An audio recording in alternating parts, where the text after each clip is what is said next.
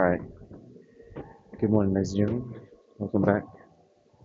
We are again at the stairs. I was gonna go walking today, but I decided to just go back in the stairs. And yeah, that's really about it. Yesterday's episode was nothing. It seems like golden hour is already here, even though well, what I'm saying is not many people right now. Okay, I need to work on my speech when I have the mask on, because I swear I mumbled. I do. I'm gonna quickly blow my nose. So I don't even know what we're gonna do yesterday's episode. Yesterday we got like a scientist coat, a lab coat. It took way too long to get it, by the way. I accidentally got it during peak school time. So when I tried to get a simple lab coat, I was stuck in the queue of a bunch of students trying to get a uniform. It took so long, but it's okay. I did explore the library as well. Absolutely quiet. Quieter than I thought. Every single soul there is just dead. And I really couldn't even breathe. It was so silent that even making a slight noise would. And I didn't explore the rest of the place because I got bored. There wasn't as many people as I thought there was. And it's probably because it wasn't even actually a proper day. I wonder how much I could blend into it though. I probably can easily blend in. Should have just walk, and then depends on how many people there are. We'll be in a school of students, and I could easily blend in and have a look. I could also just walk into any lecture I want to a degree, because it's the New Year's, so nobody knows. And besides that, though, there's nothing really else to say. Today's short today, so it's going to be quite efficient. I didn't bring an extra shirt, that's okay. It is short today, however, so we're not going to really sitting against anything. Oh no, we will put a shoulder press machine. Besides that, there's nothing we would really be leaning against, unlike chest and leg day. Yesterday we didn't even do a cook different episode, my apologies. I was so fixated on the lab coat that I ended up just doing that instead. The reason I had the lab coat was because I saw Filthy Frank and a whiteboard. And also yesterday I came across a era anime which attacks the framework I have, so we're gonna analyze it properly. One of the first ones I've seen that have really made me go, huh? Straight up. It's an ecosystem I'm not familiar with, so well, I probably am, but the logic's insane. We'll dive into it later. We're going to be doing it live as well. Well, not live, but a live recording. No plans, no scripts, no nothing. Just notes. And that's it. I wonder how that series is going to go. In the meantime, yes, we have to do cook diff day. And that's really about it. Turns out that yesterday when I went to refill the gas, it takes around less than half an hour to do. So it shifted the whole regime slightly longer. And then we decided to do some clone work. So the clone had to go cut some vegetation, to fill up the green bin. So he did that. And while he did that, I went to go get the lab coat, which took an hour. And then I went to go on I went to go on a little adventure to the library, have a little scout, I'm pretty sure I saw two familiar faces, but no one can recognize me. And then we arrived home, basically just did data work, and then analyzed a bit more of the framework to see if I could even attempt it. And of course, made you boys some story videos, and that's it, lights out. How a eventful day. No cooked earth. For cooked earth, I really need to dedicate 2 to 3 hours per episode. Can't really do a 1 hour episode, especially since the next episodes are going to be very grindy. And today I'm not really sleepy, even though we woke up normally. Straight up blacked out for well over 5 hours. We've actually gotten used to 6 feet. That's good. We did eat majority rice yesterday, so we'll see how it goes. Did some meal prep. Yeah, so basically for cooked earth episode, all you gotta do is just find a. We've located the trench. Now we just need to find a suitable location to begin my wall. Also, if you're wondering how I found Scum's Wish, I just asked AI based on the details he gave it. Is there really anything else? Not really. We are low in calories to a degree. The moment there's no rice and bread, we will be able to be efficiently using muesli, which honestly is not that hard. But if we truly just dedicate on muesli, we're going to be eating nearly a whole entire bag. I think 300 to 400 grams, which isn't actually that much, considering that we have to eat like 1 kg of rice. But then again, oats expand. They expand a lot. But so does rice. But I guess oats fill up the stomach. No, oats grow significantly larger. Like if you leave oats overnight with water or milk, you can see the difference. And imagine that as your stomach. So you'll basically be all good for the rest of the day. Or unless your stomach acid just breaks down the muesli so fast that it barely gets a chance to expand before it's already dissolved. Matter of fact, that's probably what happens. Let's see if I can control my breathing again. Maybe we'll go 10 speed for 10 minutes. Maybe. Or maybe I might just go straight up 6 speed the whole time. That really depends if I have a topic or not. The heart rate is 130.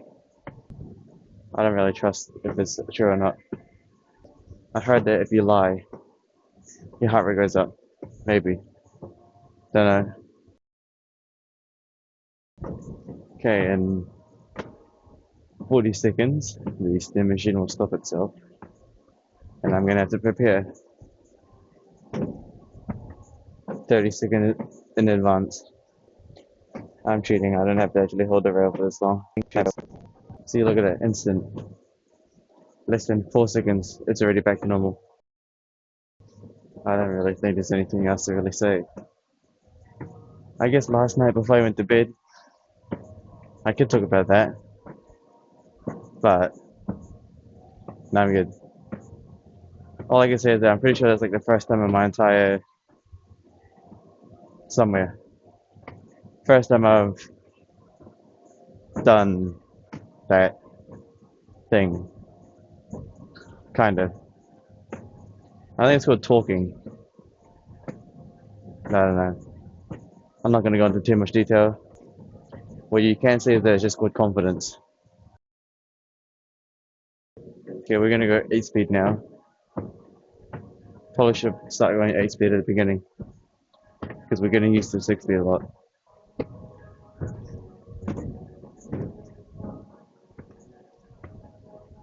Let's see if I can actually start talking while having 8 speed. Kind of, I mean, a lot of heavy breathing. But that's what happened when we had number 6. A lot of heavy breathing, but we adapt quite fast.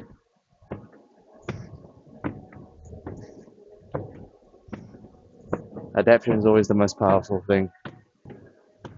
Being able to adapt is the most, what's it called? That's what Sensei said, that adaptation is the best for survivability. Because no matter how the environment changes, you will adapt and choose the best chess move. Okay, 8 speed is definitely limiting my ability to speak. It's not like I had anything to say anyways. And there's no spare t-shirts this time. So it's alright.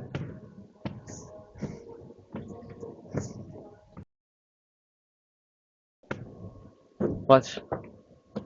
Another... Is it the same video? I just swear I saw another person in a dance video. No.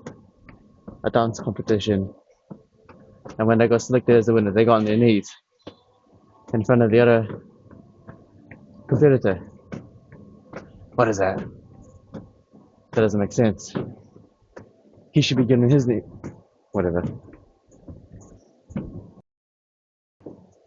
Okay, 12 speed for 1 minute. Heavy breathing. Faster movements. More thigh activation. More arm swinging.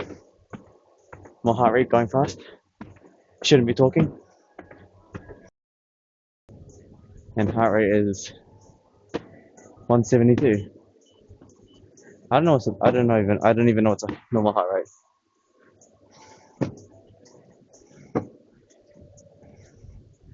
"12 speed for 1 minute is definitely fast. Especially when you're not holding a rail.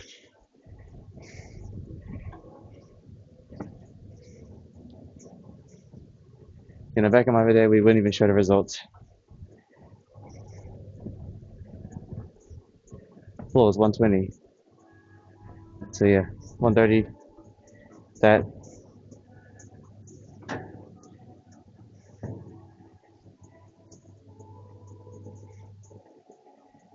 Oh, see, that's the mistake we always do with the steam machine.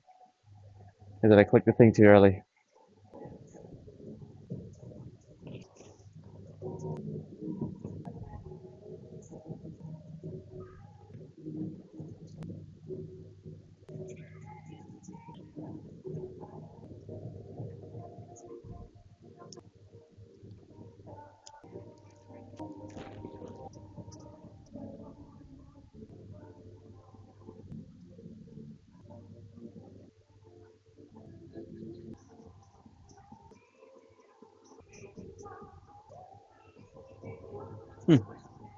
Slightly dry, not bad.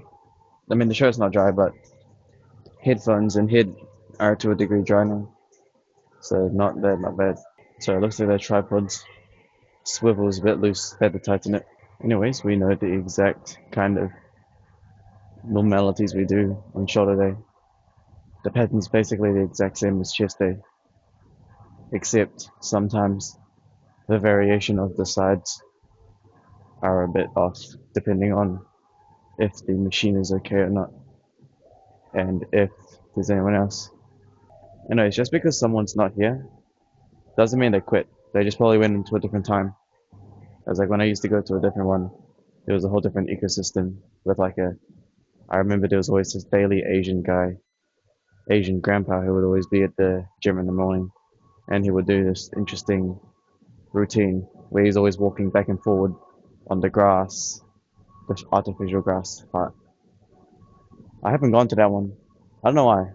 Actually, yeah, I haven't actually. That one's slightly closer, but I'm pretty sure there's more people that go to it. Yeah, more people go to the other gym because it's in the neighborhood of residents' houses, so it's not worth it. There's always people there. But compared to here, this location requires an actual car because there's no way no one's gonna walk here on foot, and no one lives nearby either because this place is an industrial place, you know. So this place is more popular towards office people, but the other location's more popular towards students and dorm people. Yeah, so that location is not the optimal because even there's no golden hour in that time, zero golden hour. But here, golden hour. But over there has zero golden hour because it's too close to people. Walking distance, people can just come in and out. But over here, no one's walking over here. What the? Did somebody lubricate this machine?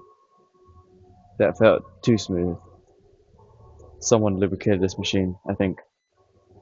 Wait, hold on. There's only one way to test out that theory. Because that felt a bit way too different. That felt really, really smooth.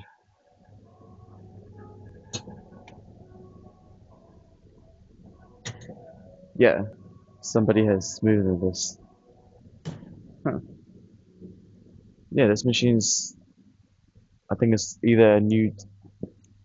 Someone lubricated it or there's a new cable on it. Like a new resistant cable. First water bottle is down. Regular hour is. Oh no, I mean, golden hour is literally just two people. That's it. No one else is here. I swear, every day the amount of people, the golden hour is just getting better each time. There's less and less people. Maybe because it's mid-January. I already told you guys that. Hold on.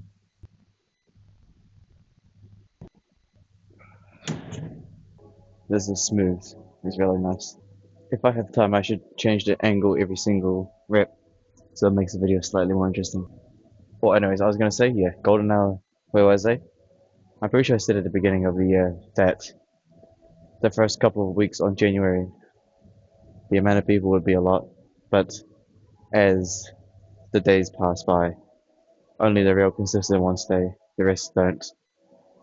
And it seems like that theory came true because it's just the regular people again. I haven't seen any new ones.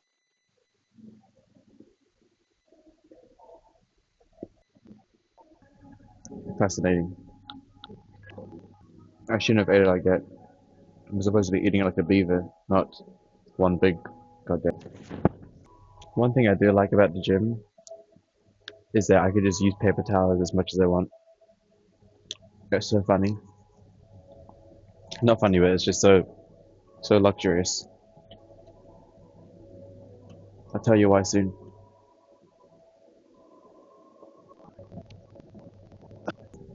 Wait, what was I gonna say? Oh yeah. Obviously this machine's the goat. But what was I gonna say? Oh yeah. The gym paper towels are so funny because I just use them as much as I want.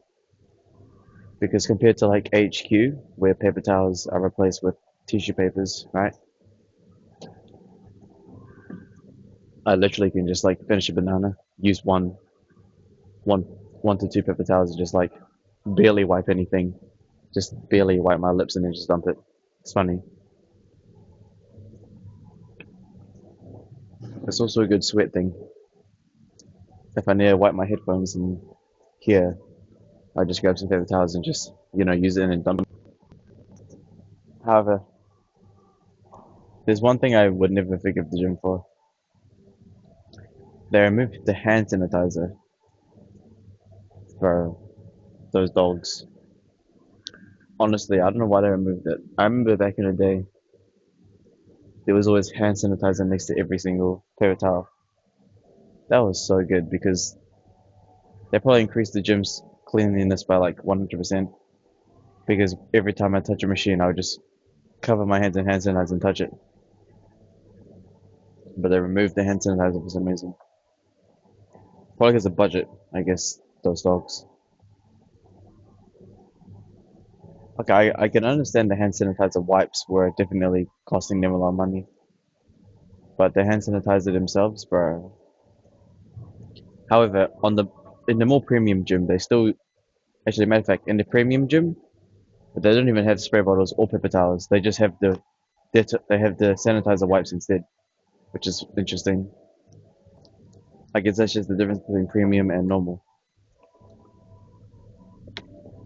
Again, we don't even have we barely use we barely use our premium. We can't even enter that other room, and I never bothered. Like I have the premium card, but it won't let me enter that studio. I don't even know why, but I just never really bothered afterwards. You know, after looking at some ecosystems, man, we're on the fifth now, by the way. Not gonna lie, I keep looking at analyzing these ecosystems, right? And it seems like I think I know why Sensei does his ecosystem now. Before, I think in the previous couple months or weeks, I did say that Sensei's ecosystem's a bit weird, right? But, even after my own experiments and tests, right? Playing house seems very mundane. Because I tested it out playing house, right? I tested it out with a few individuals. It was boring. Sure, it's like fun for like the first couple of times, like couple days or weeks, but then it's like, man, actually, I think it's the only way it works is if you're a normal. Playing house, if you're normal, works like a charm. Beautiful. And what I mean by that is that both sides have a job, or maybe not, but one person needs to have a job, and they have to stay away. I think you could look at it like Spy Family. Yeah, Spy Family anime is a good example. Imagine if they both didn't have a job. Playing house like that would get boring, but the only reason playing house is interesting to them is because they both are absent for majority of the day, and they only have so little time together at the end of the day. That's how playing house works to a degree. But if you're both like free, like both financially free, you get bored pretty fast. So, yeah, kind of ish, maybe. I don't really know, but really depends. I see. We'll go test out the ecosystems. We're gonna go do that research with Scum's Wish. It's kind of a hentai too, but that's where all the interesting stuff is. Actually, no. There's a difference between hentai and like R18 anime. I'm gonna go one more. I'm gonna just do. The difference is that the main difference is that hentai focuses on the action scenes, like straight up the intimacy. The the R18 anime focus on the story behind it, so that they don't actually show you that much. They just briefly show you it and then continue on the story. Whereas the other one will barely talk about the story and just focus on the actual intimacy. Those are the differences. All right, let's go visit the goat. It's still alive. Very nice. W Filthy Frank, man. I don't know why I just said that. Filthy Frank is a G. Only because I saw him do the lab coat thing. Oh yeah, episode 7 on Cooked Earth is slightly delayed because apparently when I exported it, I exported it wrong, so the video had a little error. But everything should be uploaded this morning because I already have everything timestamped. I'm not sure how complex I should have the timestamps, but so far the timestamps are not too bad. Yep, that's so good.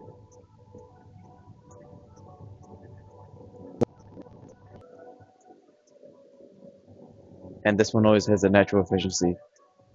Alright, so just drink water, and what else we're talking about? Yesterday was about big plans, and today is just about what what I should be doing is really noting down the topics on my phone, like what I talked about today. But today we haven't really talked about much.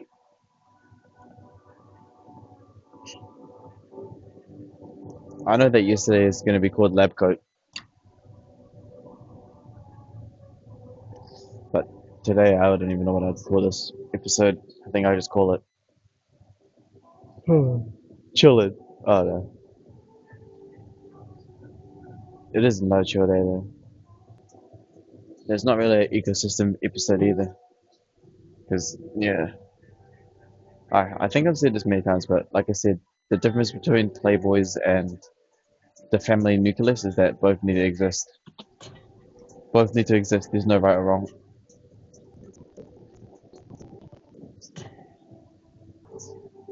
Again, we're probably gonna really suffer during winter when it's cold. Man, we're gonna suffer so badly. Actually,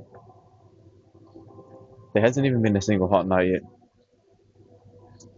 I remember when I was younger, summer would suck during the night because since I was a seal, I would get way too hot in bed. But you can't, but you can't just sleep with no blankets because that's just against the law.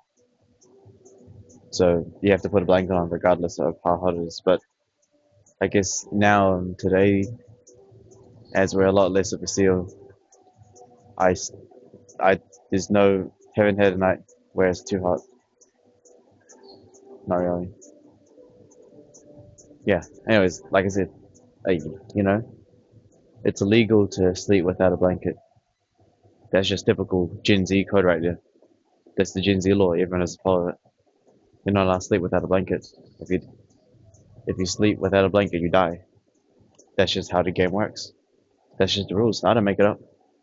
But ask every single person, you gotta sleep with a blanket, or you're dead. They'll get you. And if you ask what will get you, I can't tell you anything. I'll get you. Yeah, I mean that's just typical common sense. If you sleep without a blanket, what's wrong with you? You'll literally just expose yourself to everything around you. Every single bad thing will get you. Your feet needs to be under blanket. Your body, yep, under blanket. I mean, why do you think that, if you're in danger, you just cover your whole entire face and body with a blanket and you're safe? You're good. Straight up. It's the power of belief. Sure is. Doubt anyone can fight me on that. If you fight me on that, then you're not Gen Z or you're not cultured. You're a loft, whatever that means. But yeah, sleep with the blanket on, regardless, no matter the cost. Just get a really thin one. Yeah, when we rewatch that, because we have to rewatch until episode 5 of that Scum's Wish. And I just realized that if we rewatch it again, there's definitely some errors I found in the thing, because I swear I remembered seeing some errors. We actually can finish the water and just measure the weight now. Why not? Again, shorter days so fast. Oh no, shorter days are chillest.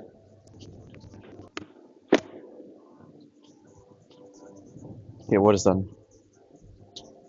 Let's go check the weight real quick and see how things are. Boom, get out the way.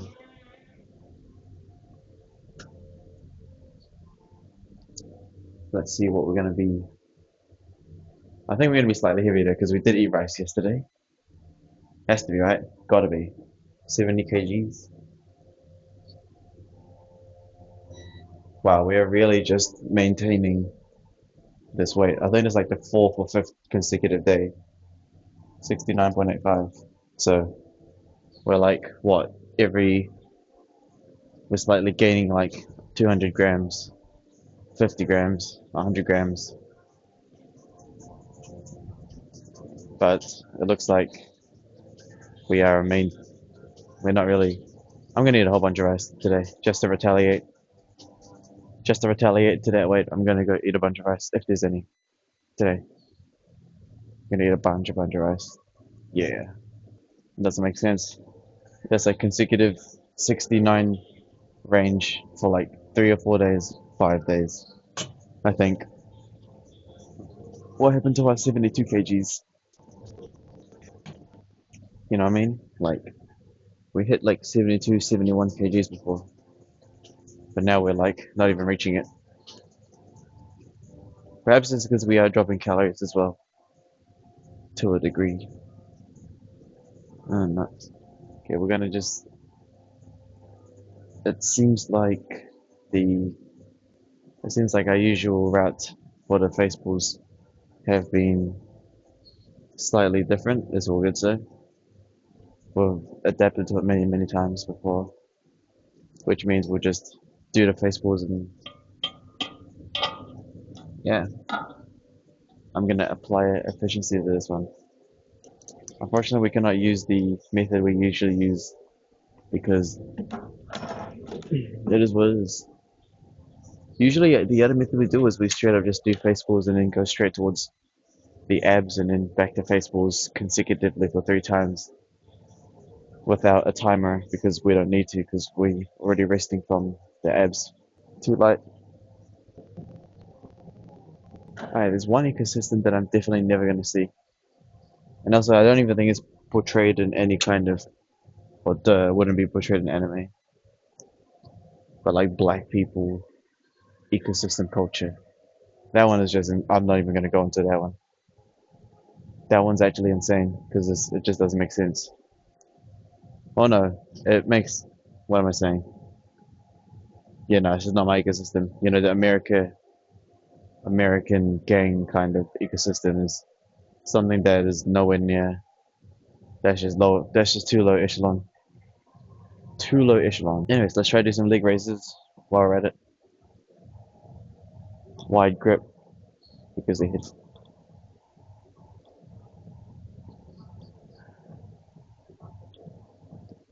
But we're getting better at these. I'm not swinging as much. Hold on, we're getting better at these. Kind of. Again, grip still fails first. But we're actually getting good at those without. Hmm. I'm surprised myself. We're actually getting good at those. Alright, let's see. I wonder if I could do like the stair thing. Have you guys seen those stair things where it's like you pretend you're climbing upstairs? I think I can do it. You just, lay flat. You put your foot on and you take the magical step. Okay, never mind.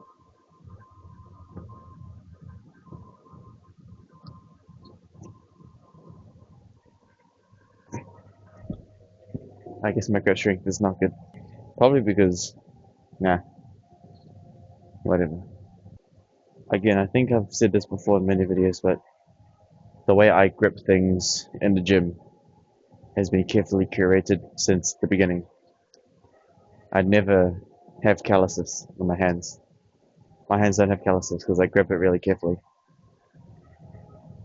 I think when I first did the gym, I just searched up how to avoid calluses because it hurts. And then that's how I learned how to grip things properly without having calluses. Maybe the strength is not. Yeah, when I grip things, I think ever since the beginning of my adventures here, I've always gripped things from after YouTube video. It's pretty simple though, really. It's like this. Most people, when they grab the handles, they put their palm on it first and then they hold down and pull. And what happens is that your meat gets squished. Like you're squishing your meat when you grip it like this and you grip it and you pull down. You're like making a little crease, and that's how you get calluses, right?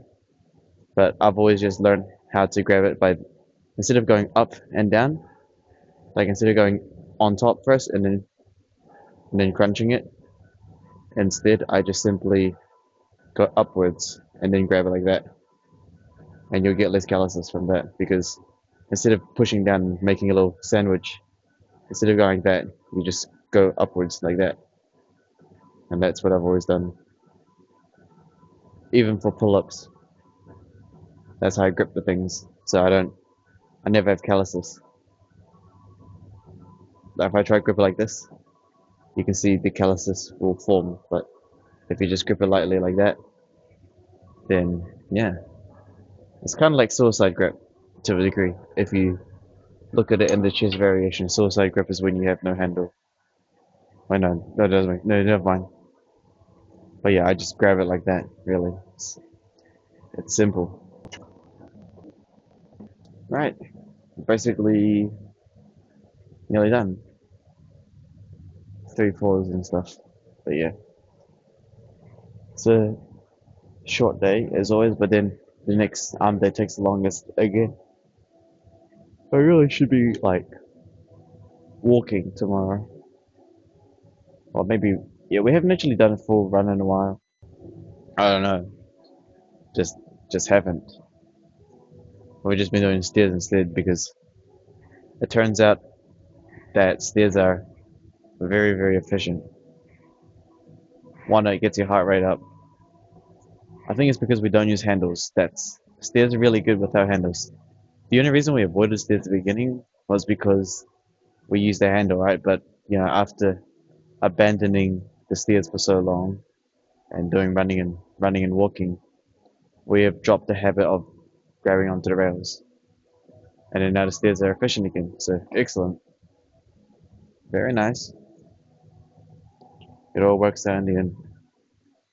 We probably still can do running, by the way, because again, when we first did running, the only reason we ran so fast for such a long endurance was because our experience with the stairs.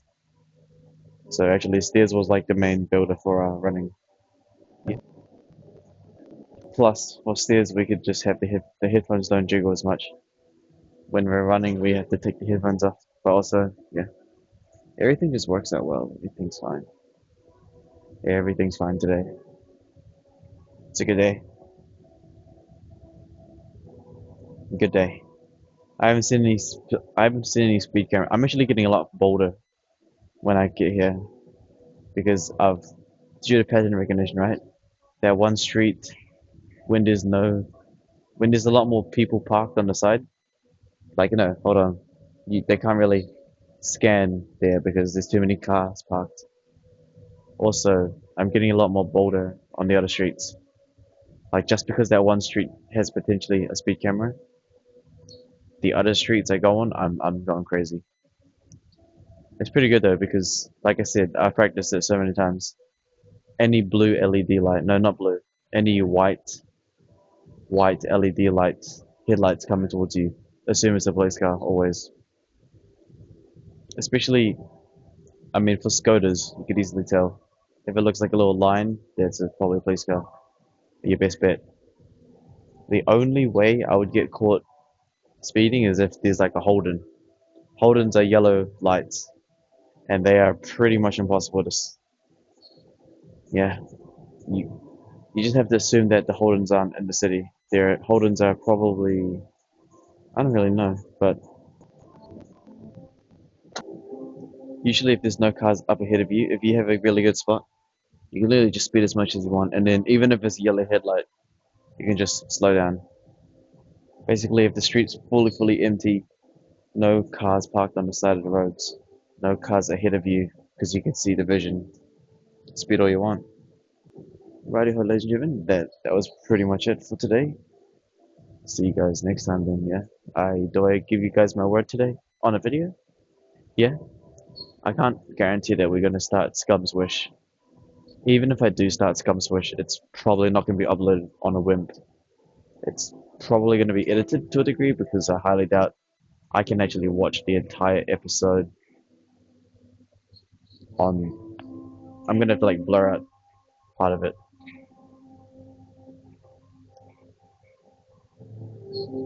Yeah, because the video probably won't even be on YouTube if I have. It's like because pirating. No, no, whatever. See you guys next time. Appreciate it.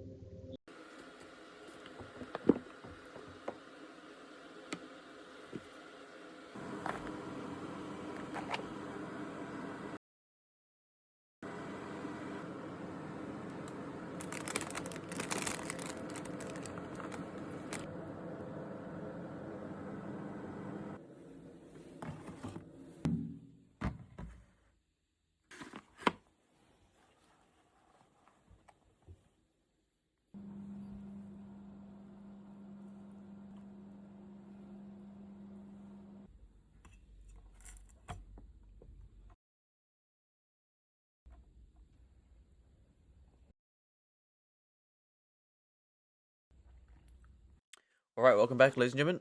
Story 3. So, yeah, we're going to continue the basement story. There's 2 more stories to go, so I think today we're going to finish. We're going to do the last 2 today, yeah? So, basement horror stories. And then this time we actually are going to do Cooked Earth. So, yeah, get ready. Story 3. Let's go. Hopefully the coffee in me still working, but it'll be alright. Let's see. This happened when I was 16, 4 years ago now. 16. I grew up in this big suburban house that my parents bought before I was born. It's one of those places that looks normal from the outside, but has all these weird quirks once you're inside. The biggest quirk by far is the basement. Okay. It's easily the largest room in the house. My parents finished it years ago and turned it into this casual hangout space with a sectional couch, a decent TV, and a couple of storage rooms in the back. Okay. You'd think a space like that would get a lot of use, but my parents are the type who prefer the living room upstairs. Fair enough. So basically, the basement is essentially mine. Hey. The other thing you need to know about is my cat. His name is Rocky, and he's one of those annoyingly friendly cats that constantly needs attention. Because of that, my parents put him in the basement every night before they go to sleep so he doesn't bother them. Now here's where things get a little sketchy, and I'm just going to be honest about it because there's no point in pretending otherwise. The basement has this interior door that connects directly to the garage. It's technically supposed to be a convenience thing for bringing in groceries or whatever, but for me, it was a convenience thing for sneaking people in. Anyway, it was a Friday night when this went down. I remember that specifically because I had invited this girl Madeline over, which I wouldn't have done on a school night. I also remember assuming Rocky was already down there. It wasn't a conscious thought, more so an implied assumption. It was past the time when my parents usually put him down there, so I figured he was asleep somewhere in the back, as per usual. That's why I didn't freak out when I heard a noise from one of the storage rooms. It was this faint rustling sound, like something moving around in the boxes. To be completely honest, I feel like I was justified in keeping my cool because it sounded like the exact sound an energetic cat might make.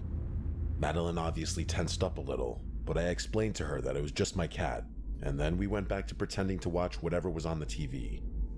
But the noises kept happening. Not constantly, but every few minutes there'd be another rustle or a soft thud.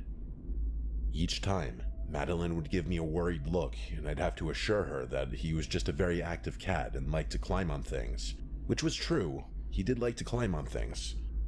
I was still 100% calm, right up until I heard scratching coming from the door at the top of the basement stairs. The door that led to the main part of the house. I instantly knew what I was hearing. It was Rocky scratching at the door to get into the basement, meaning he wasn't already down there with us, which also meant that whatever noises I'd been hearing for the past half hour were not him. I didn't say anything right away, partly because I didn't want to scare Madeline, and partly because I didn't know whether I believed what I was hearing. But before I could react, Madeline, who was still sitting right next to me, started screaming like she was being stabbed. What? I whipped my head around and realized she was pointing behind me, toward the back of the basement. I turned my head a little further and literally froze in He's fear. a man. There was a foam football rolling across the floor, clearly having just been thrown out of the storage room. There was someone in there. I didn't see anyone. The back of the basement was too dark. How'd they get in? There was no other explanation. Someone was back there. How? Someone had been back there the whole time. How? Without thinking, I grabbed Madeline's arm and practically dragged her up the stairs. As soon as we made it up, I slammed the door behind us, careful not to let Rocky down there. Things got really chaotic after that.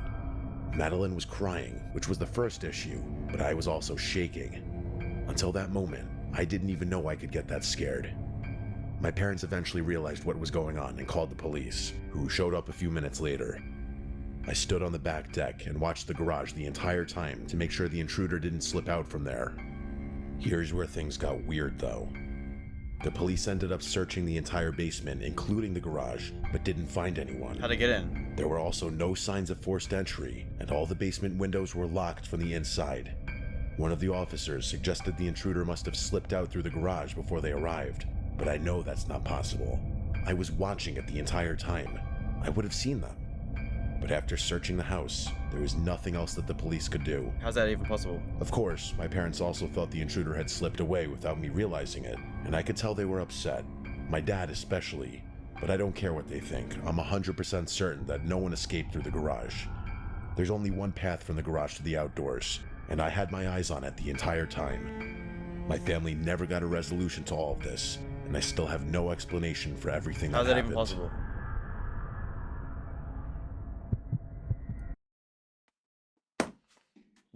What can you do in that story? How's that even possible?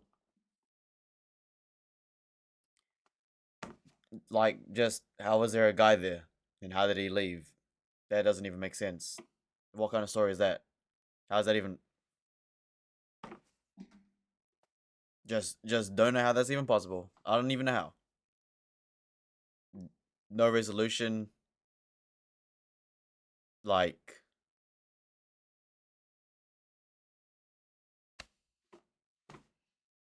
how does the guy even end up in your basement like that?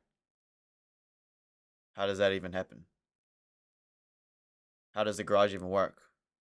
Matter of fact, how do you even slip someone through a garage door? Just wondering. Doesn't a garage make an entire big ass noise? And doesn't make sense. All right, next story. Can't really do much about that third story. Honestly, it's like, what? How is that even? Like, I think what do every you mean? kid is afraid of basements. Let's face it, they're scary places. Even as an adult now who lives alone, I sometimes find myself a little uncomfortable going down to the basement to do laundry at night. At least I feel that way going up the stairs as I leave. But as a kid, I was terrified of the basement in my family house. Ironically, all our video game consoles were down there since it was the only other TV in the house besides the living room and my parents' room. I believe this happened when I was 9 because I remember being in elementary school, but one of my last years.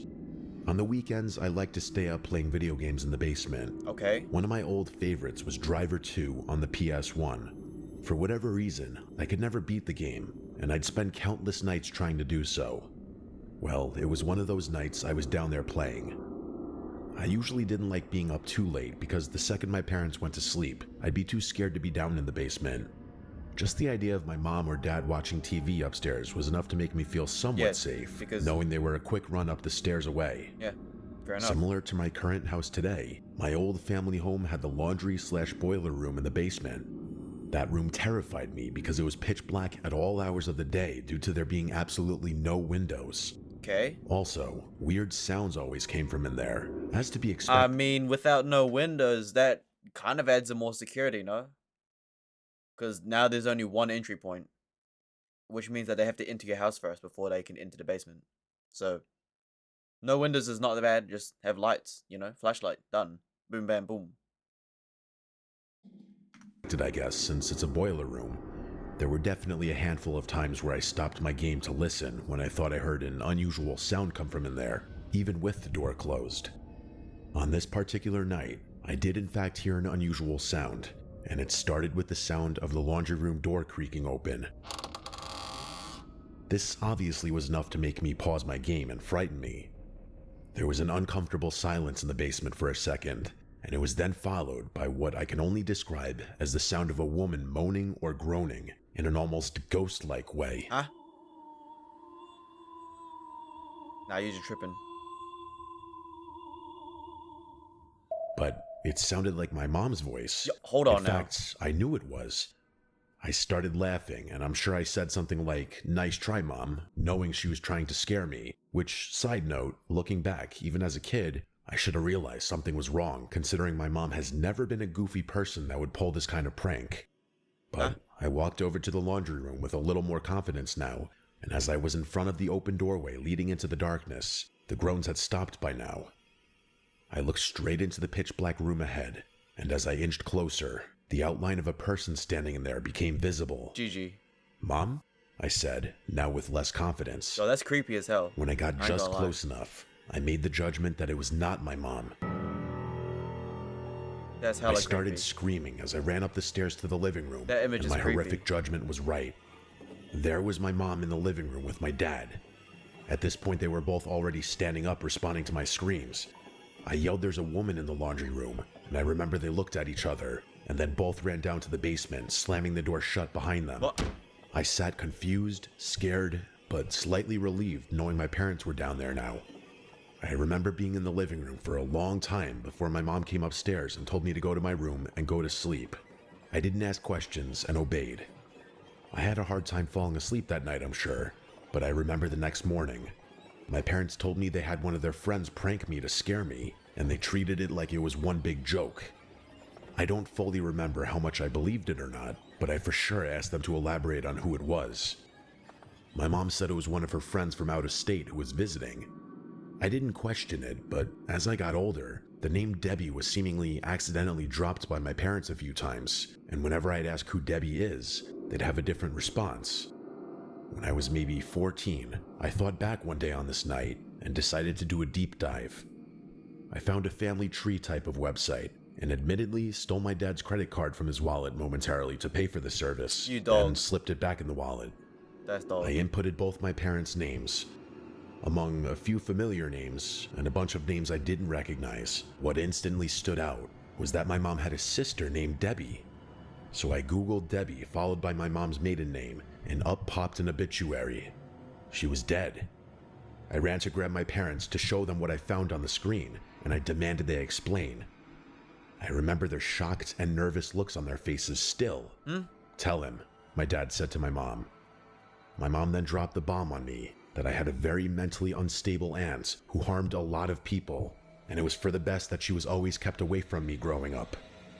Debbie had allegedly broken into or snuck into the house without my parents knowing. I had so many questions and demanded answers, but there was little more that they would tell me. They swore they had my best interests at heart. Over the years, I'd occasionally bring it up, but they'd always shut it down and tell me to drop it. I never learned what they meant by she harmed a lot of people, but I have some theories. It doesn't really do me any good dwelling on it though. What? It makes me kind of nervous to think about it. What else were my parents hiding? What happened to Debbie? Why was she in the basement? I wondered a few times if my parents were hiding her down there after she had done something horrible, but that wouldn't make much sense. That's way too hard to understand. You're 9 years old and you're 14 years old, so you can't really do much about that situation either, because your parents ain't giving you much context. All you have context is that your auntie is clearly living with you, but you're so young that you just barely noticed, I guess. What, they just keep the auntie in the basement? She harmed a lot of people. I don't even know what that means. But she's dead now. But why is she just standing in the dark? Mentally unstable. Something tells me that the parents definitely don't care about the child to a degree. Not gonna lie. It really depends, honestly. It depends on what they mean by harm. And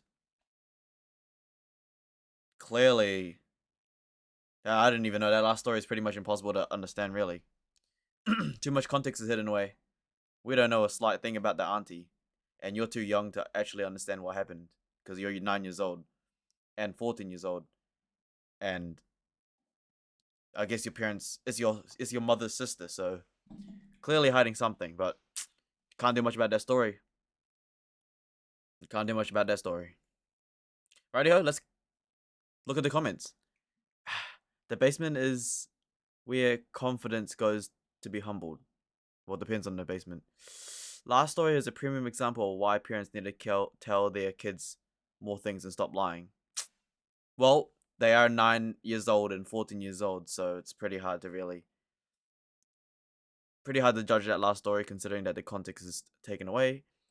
The first story is like a scene straight out of Don't Breathe, where the old guy shuts off the lights and the burglar gets chased in the dark. Every time I go into the basement, I think of the Home Alone scene. I've never watched that. The third story of The Intruder.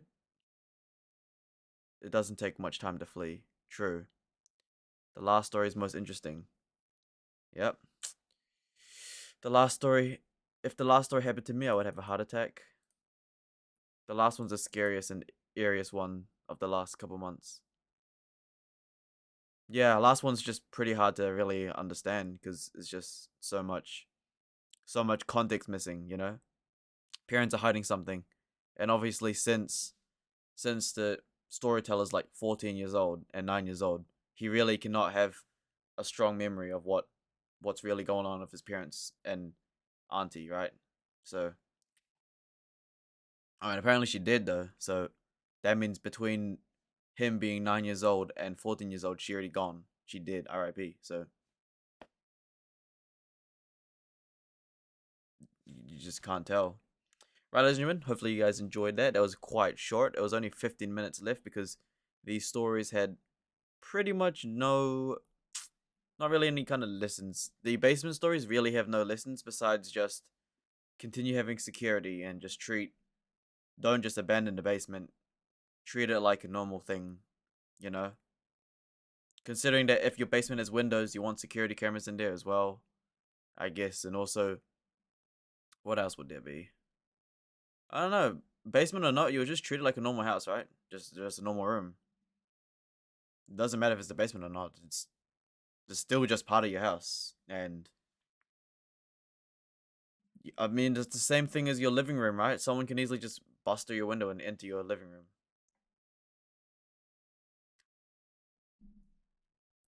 Security cameras and yeah, I mean, third story with the guy and with the 16-year-old and his girlfriend, right?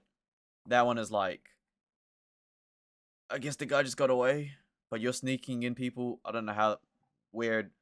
Fourth story, super no context, so really hard to understand that one. If I remembered correctly, the second story was yeah, too many windows in the back in the basement. The guy just slipped away.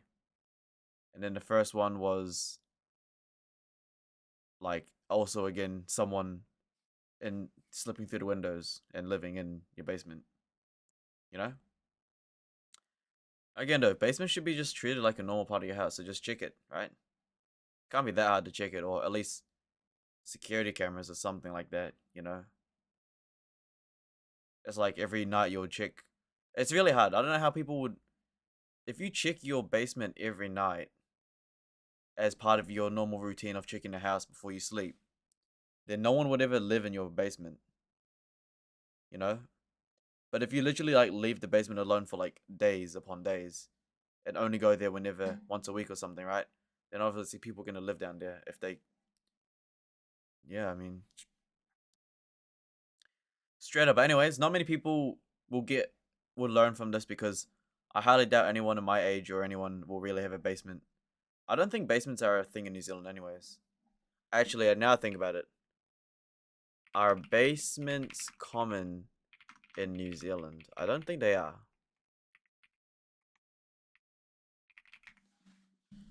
Are basements common? I don't think they are though. Basements are not very common in New Zealand. Most homeowners prefer to build outwards towards... Yeah. Yeah. Yeah. So New Zealand really has not really any kind of basements. That's definitely a thing. Because I've seen houses before in New Zealand and there really is no basement. And technically the only basement I've seen is the garage. Just like one lower level. But yeah. Again, you should really just treat your basements like just normal part of your house. Just check it every now and then. Oh no, check it every day. You know, obviously just in and out, boom, boom, boom, check that, check this, done. It's like you always check your windows and doors before you sleep, so just do the same for your basement. And what else is there? Yeah, that's really about it. Nothing really else.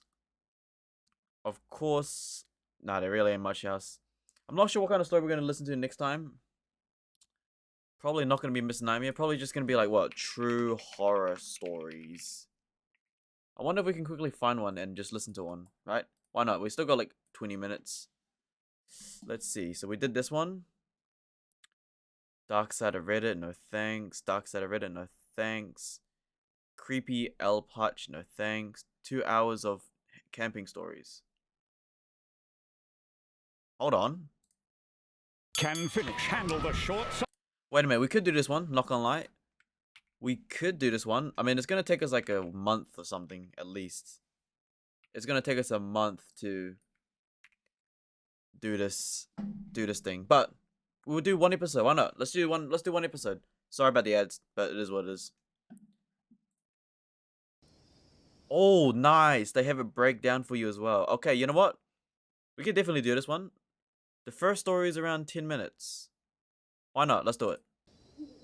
First story is around 10 minutes. So yeah, we'll do it. This actually looks pretty good. It's high quality. I like it. I like the timestamps. If there's subtitles, that'd be even better. No, there's none. We just gotta listen. We gotta focus and listen. All right, let's I was listen to it. solo camping on a trail just an hour north of Fairbanks, Alaska, near the White Mountains mountain range. I had been at the spot, set up with my tent and everything, for 2 days already. Okay. It was just past noon, and I'd made a campfire early, sitting around it and enjoying a meal, when a man showed up. What? It startled me, as I hadn't seen anyone, or even really any wildlife, for the whole 2 days that I'd been out there. I also didn't hear him walking up, or even see where he came from, whether it was from the trail or just the wilderness. He looked like your typical camper though, backpack gear and everything. Oh, okay. And he seemed kind enough. Oh, okay. He simply asked if I knew where the cabin was. Although I'd never been to the cabin he was mentioning, I did know what he was talking about. A lot of trails around here have these public shelters, like really small cabins that you can use. Okay, so it seems like the story so far is not bad. Nothing too alarming. So he's camping near a trail. So obviously there's gonna be people nearby, and he's met a man who's in hiking gear and asking where a cabin is. So far nothing really to be alarmed of, because you are camping near a trail where there's gonna be traffic. You're in a well-known spot for campers, which I don't know if that's a good idea or not, or a bad idea. But I have seen in Outdoor Boys that you literally, if you're like hiking, you literally just sleep in the same cabin with random people. Like literally just share the same cabin. Again, it really just depends on the area. He said Alaska. He said that this guy's in Alaska, so I'm sure that's not really dangerous, right? I mean, Outdoor Boys is literally Alaska, so like should be fine for now. Used temporarily along your hikes. Usually they aren't really maintained well and are just on a first come first served basis. During the 2 days I was at this campsite, I saw a separate thin path going into the forest that I assumed led to one of those shelters. I let the man know that if there was a cabin out here, it was probably down there. He thanked me and walked away. I didn't think much more about it. I was just surprised someone else happened to be out here as well. I tended to the fire and relaxed for the rest of the day. This was the last night I planned to stay here before heading back, so I just wanted to enjoy the scenery and calmness. Okay. It was probably 9 or 10 p.m., but around this time of year up in Alaska, the sun doesn't fully set really. It gets dark, but not pitch black like it would in most other places. The sun was at the horizon, casting a shadow over the woods, when out of the trees, I saw someone walking toward me. As they got closer, I saw it was the camper from earlier. Let me guess, the trail you said that led to the cabin led to nowhere, and he was like, yo, I went down the trail you told me to go. It leads to nowhere. The trail you told me to go down to, yeah, it leads to nowhere. And now it's like nighttime. Can I sleep here? Let me guess, that's what's gonna happen. I'm gonna assume that's what's gonna happen. Hey, you know, you told me to go down that path. It goes to nowhere. You got any food? Probably. I was rightfully confused why he was here, but he explained right away that he couldn't find the shelter. Thought so. I said maybe there wasn't one. I really didn't know. That's the actual But dog, the man- for real, no joke. Hey, do you know where the cabin is? It might be over there. Okay, and then you go down there and you like walk there for hours and you see nothing and you just walk back. I guess that kind of makes logical sense for now. Why would you even tell the guy that the trail there might lead to? You should just be like, I don't even know where the cabin is, bro. I don't know. Don't rely on me. Don't rely on my directions. But instead okay, GG. He's gonna ask for something. corrected himself, saying he never found the trail that I was talking about, and was hoping I'd show him to it. I thought it was strange he was gone for so long if he never found the trail. Like, why was he coming back hours later? What was he doing for that whole time, Walking. if not staying in the shelter?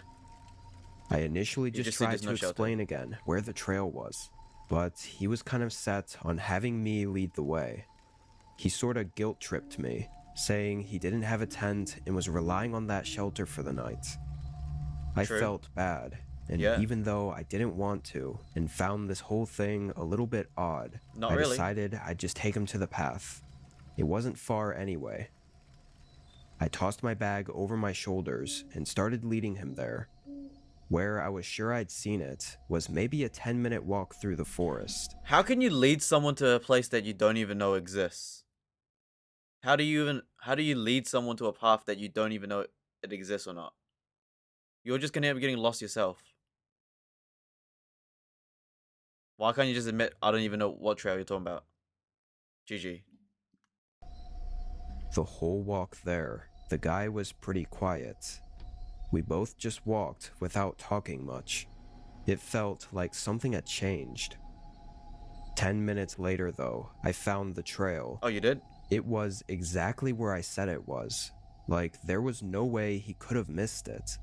And even weirder, I could actually see the shelter far down toward the end of it. Uh-oh. Sure, it was far, and trees were blocking a good portion of it, but there's just no way he didn't find it from the directions I gave him.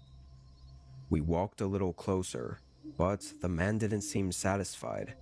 I was expecting a thank you or something, but instead, he said this wasn't the right cabin. I didn't know what he meant. We kept walking, pretty much going right up to the cabin. It definitely didn't look in good shape, but that's always the risk you take with these sort of public shelters. You really should never rely on them. This one looked worse than most, with broken windows, moldy wood, and just overall like it'd been deserted for years. I realized as I was looking at it, the man had gone quiet. I turned around. He had stopped walking, standing maybe 10 feet from me and holding out a knife. What? His face was stiff and his eyes had a dead stare. He told me in a monotone and emotionless voice Drop everything. to go in. I tried to ask what the hell he was doing, but he told me again, without answering, to go inside the cabin. My adrenaline was flowing. Yo. I was angry that he'd taken advantage of me being helpful, but also scared shitless, knowing that I was alone with him out here. I decided going into the cabin was probably the worst option in this case. There was still some distance between us, so I dropped my bag and started running. Weirdly, I didn't hear him chase me. I looked back once I got further into the woods, and he was still just standing there, holding the knife and staring at me.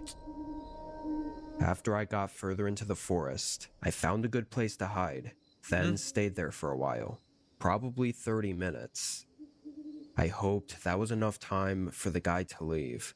Then, in the cover of the dark, I quietly moved through the trees and back to where the shelter was. The man was gone, or at least not standing outside of the cabin like he was before. But my bag was gone too. Yeah, he stole everything. I thought I was being smart by dropping it, so I'd be able to run away faster. But since he didn't chase me, now I felt like maybe it was a bad decision. Well, I mean, don't think that was a terrible idea. I mean, it depends on how heavy the bag was, right? But it really depends, honestly, on what was in the bag. You know? I had basically everything in that bag. My phone, Your phone and your wallet. GG. Oh, well, now it's pretty much over, isn't it? Well, not really, because you're still alive. You could always just, you know, unless your keys were in the bag as well to a car, then you're actually just like screwed. Like, I don't even know what you're thinking. wallet, keys, literally everything. Keys? Okay. I quietly left the area and went back toward my campsite. He's waiting. He's waiting there. I could feel my heart beating faster as I got closer, just sensing that I wasn't alone still. Yeah, he's waiting. Then I saw it. The bright glow of a campfire burning right in the middle of my campsite. I thought by now it would have burned out. Yeah, someone's... I walked a little closer, seeing my tent was still up, and from what I could see, The man was nowhere around. He's there. He's It nearby. was just the near silent woods with the quiet crackling fire. He's waiting. He's But camping then you. I saw my bag.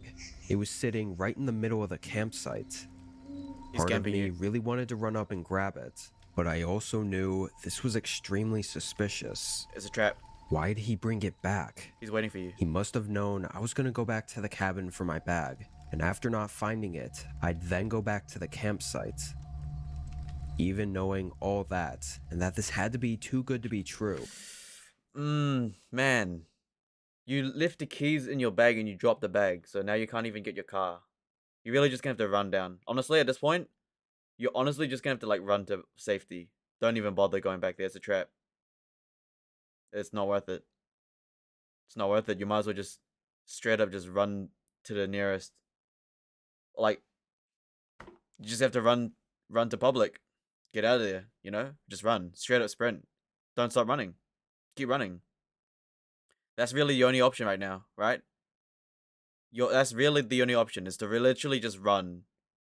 Run out of the forest, run out the trail, run all the way into a public street, or just anywhere public. It's not worth it. You're gonna get jumped. He's camping you. I was still about to run up and snatch it, when all of a sudden, the man appeared. I told He you. casually walked out of the darkness behind the campfire, tossing in some more sticks, and then sitting down. I could hear him humming to himself too, like he was relaxed and just waiting. Fuck that. I turned around and found the main trail, and hiked through the dark all the way back to the road. Took me hours to flag down a car who was willing to help me. I then notified police, and they went out to the forest with rangers in the morning, only to find nothing. All my stuff was gone, as if it were never there. Even the stones from the campfire were moved and thrown back into the forest, like they were trying to cover up that it was ever even a campsite. The rangers also informed me that the cabin out there was discontinued, which just meant that no rangers were taking care of it or servicing it anymore. That encounter had me really uneasy for a long time. I couldn't trust anyone. I've gotten better over time, but I can't help myself from thinking about what might have happened if I'd gone into that deserted shelter or had tried to get my bag. I was likely one bad decision away from never leaving those woods. Smart. I will admit, very smart at the end. You didn't take the bait. You just ran. Good. Very good. Excellent. You survived. Congrats.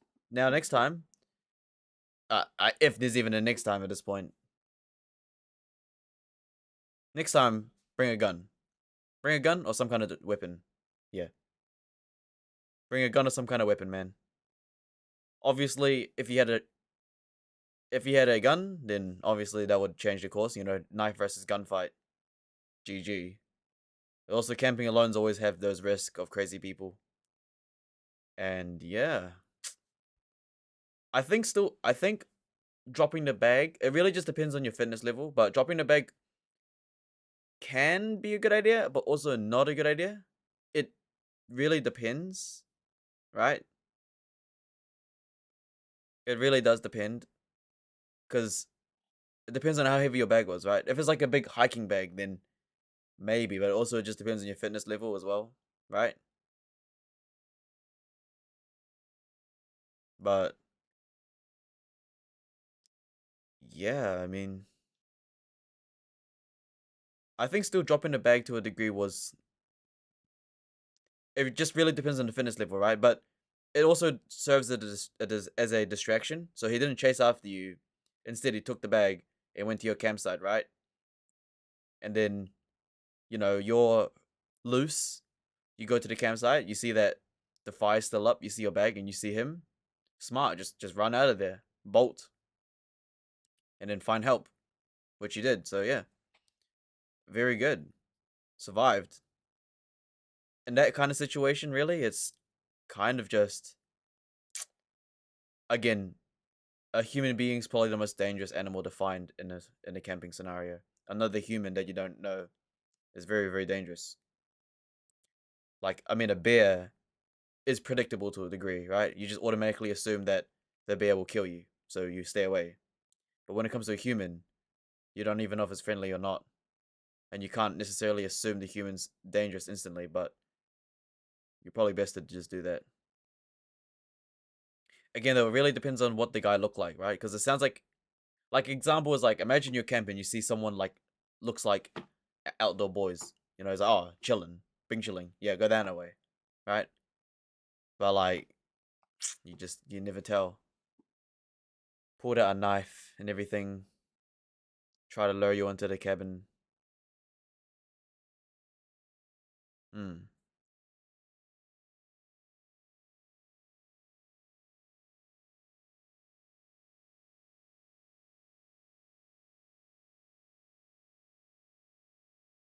I mean, from the other guy's perspective, nah, never mind, because he ran away and took all your stuff, right? But I can imagine from the other guy's perspective, it could also look a bit sketchy. Like, imagine this. You're trying to find a cabin. You ask a man, hey, yo, where's the cabin at? He goes this way. And then you're too stupid enough to find it. So you go, hey, can you show me where it is? And then he slowly walks you towards an abandoned cabin.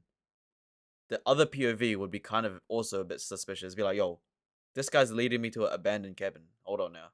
And you get your knife out just in case. Be like, yo. But then the moment the guy with the knife said, go inside the building, then obviously swapped. And it's like, oh, okay, never mind. Now this guy's weird. Righty ho, ladies and gentlemen. Hopefully you guys enjoyed that. I know that was slightly longer, but now we've got these camping stories, so we can't wait. Can't wait. We've got a whole bunch more stories to do. So for now, we've done story 1. So now we are on story 2. Story 2. Righty ho, ladies and gentlemen. Appreciate it. All right. See you guys next time. Bye-bye.